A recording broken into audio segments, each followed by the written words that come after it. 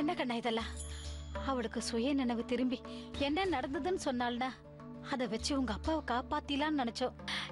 இப்ப என்னடானா இவ என்ன இப்படி கேக்குறா? அம்மா அவசரப்படாதீங்கம்மா. அக்கா ஒன்றும் முழுசா குணமாகவே இல்லை. அவளுக்கு எப்ப நினைவு வந்து சொல்லணும்னு தோணுதோ அப்ப சொல்லட்டும். அது வரைக்கும் நம்ம காத்திருப்போம். நீங்க போய் வேலையை பாருங்க.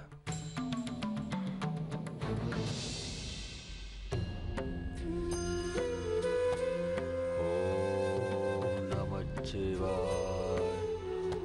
ஓம் நமச்சிவாய, ஓம் நமச்சிவாய, ஓம் நமச்சிவாய, ஓம் நமச்சிவாய, ஓம் நமச்சிவாய, ஓம் நமச்சிவாய.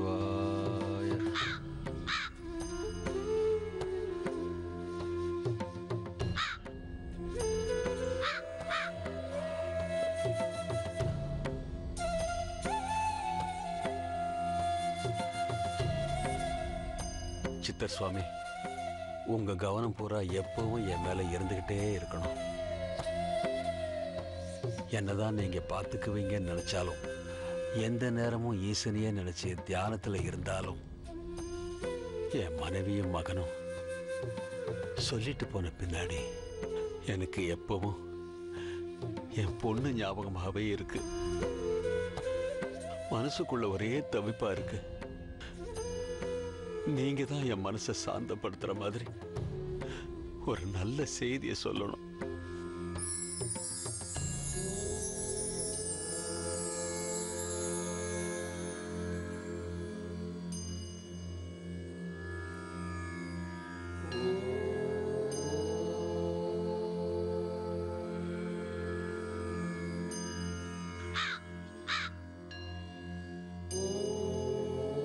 என்ன துளசி இலை? எப்பவும் தயாவரணி இலையத்தானே கொடுப்பீங்க. இன்னைக்கு என்ன துளசி?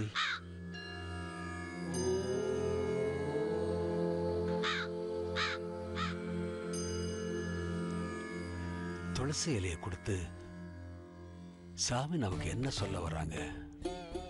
ஒண்ணுமே புரியலையே.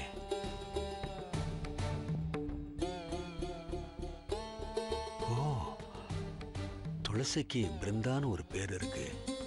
அப்படின்னா பிருந்தாவுக்கு என்ன? அவ குணமாயிட்டாளா? பிருந்தா குணமாயிட்டா?